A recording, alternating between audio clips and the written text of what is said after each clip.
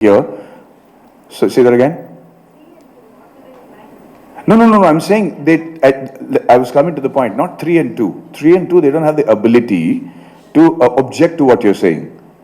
At 9 and 10, they're already adults, and they're going to fight you.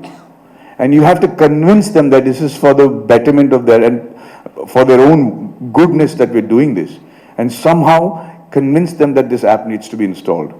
So it's going to be a different challenge for parents with children of different ages. But we're hoping that we're able to make this essential for every parent who's got a child who's going to get into the phone culture. If this app is already installed, then you know that the child knows that this is the discipline that the parents are expecting from him. So and lastly, what is this app going to do?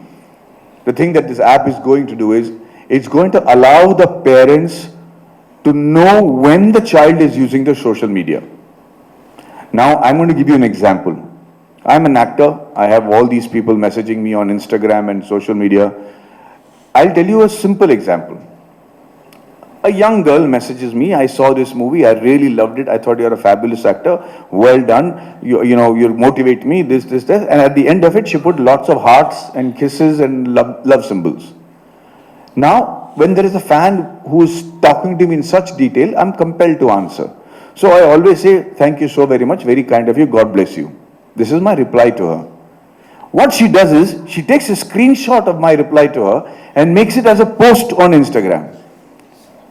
Now what do people see? Hearts, kisses and love things, and Maddie's reply to that. My intention was not to reply to that. My intent was to reply to her message.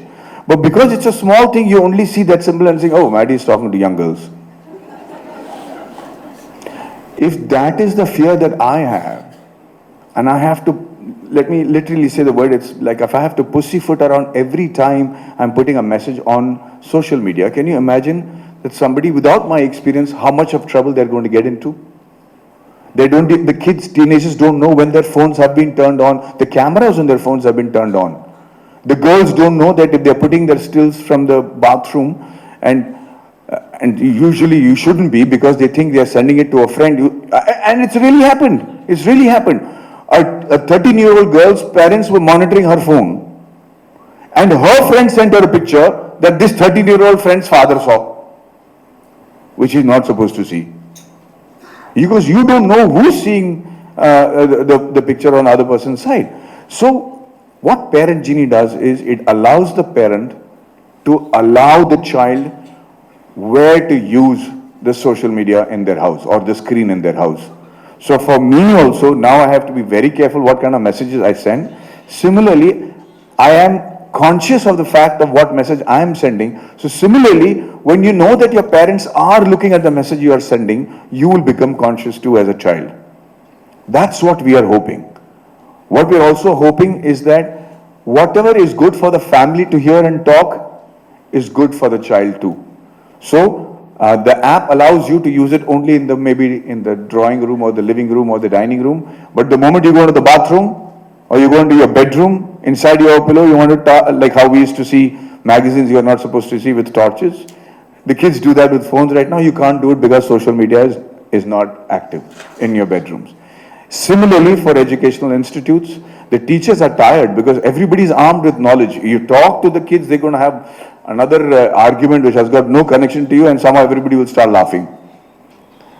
No problem, brother. It's okay, I can still speak. What I'm trying to say is, though the educational institutes have become a challenge for people, especially professors or teachers. So now if the social media is not working in the classrooms, is not working in the faculty rooms, does not work in areas like in the laboratory, but it will still work in cafeterias when the parents allow it or the school allows it. But let's not take away the benefits of a phone from the child. You need to be able to contact the child. It has to be a communication device. In case of a flood or a rain or an emergency, you should be able to call your child. And that is why we think that this will help the child keep the phone in the classroom instead of keeping the phones away from them. Making sure that they learn to use it responsibly. But most importantly, the phone being a communication device as opposed to a bad friend. That is what Parent Genie is hoping to achieve the world over. I think we are finding people resonating with our thoughts and our ability to regulate. And like very clearly put by my friend over here, we don't want our future generation to degenerate. We hope that we're able to inculcate our cultures, make our culture relevant for the child, for the child's own survival, and hopefully make successful, happy, and wonderful teenagers around the world. Thank you so very much, ladies and gentlemen. Lovely talking to you.